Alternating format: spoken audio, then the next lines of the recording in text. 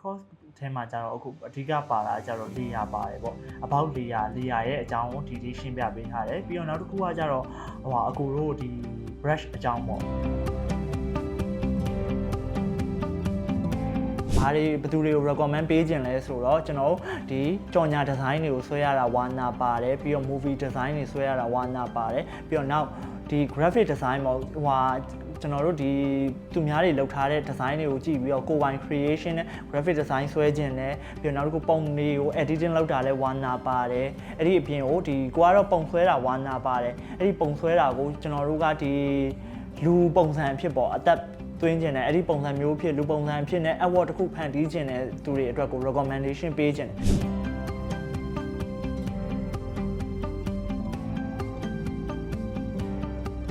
အဓိက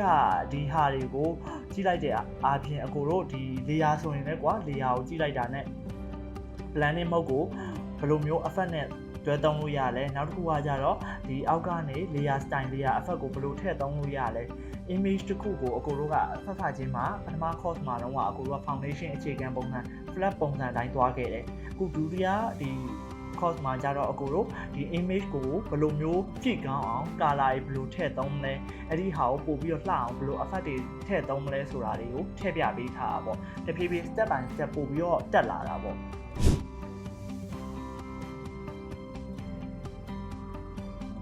ကိုပါတယ်ကို creation လုပ်ဖို့အတွက်ကိုတခြားသူတွေရဲ့လုပ်တဲ့ပုံစံလေးတွေကိုလည်းပြန်ပြီးတော့လေ့လာပြီး reference ယူစေခြင်းပဲပေါ့အဓိက Pinterest တို့ဘာတို့မှာဆိုရင်လည်းကျွန်တော်တို့အလွယ်တကူ landing လုပ်လို့ရတယ်လေအဲ့ဒီကနေကျွန်တော်တို့ယူစေခြင်းပါဒါတော့ကျွန်တော်ခုနကပြောခဲ့သလိုပဲ Pinterest တို့ဘာတို့မှာလည်းအခု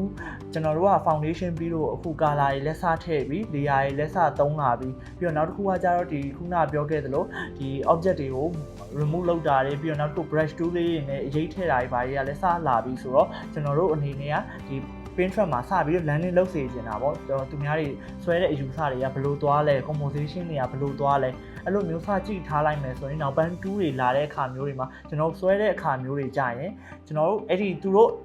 ကိုကြည့်ခဲ့တဲ့အမြင်နဲ့ပေါင်းပြီးကျွန်တော်တို့ကိုယ်ပိုင် hand creation နဲ့ပေါင်းပြီးတော့ create လုပ်နိုင်ရင်ပိုကောင်းတာပေါ့အဲ့လိုမျိုးတော့ကျွန်တော်ပိုလုပ်စေဖို့ recommend ပေးပါတယ်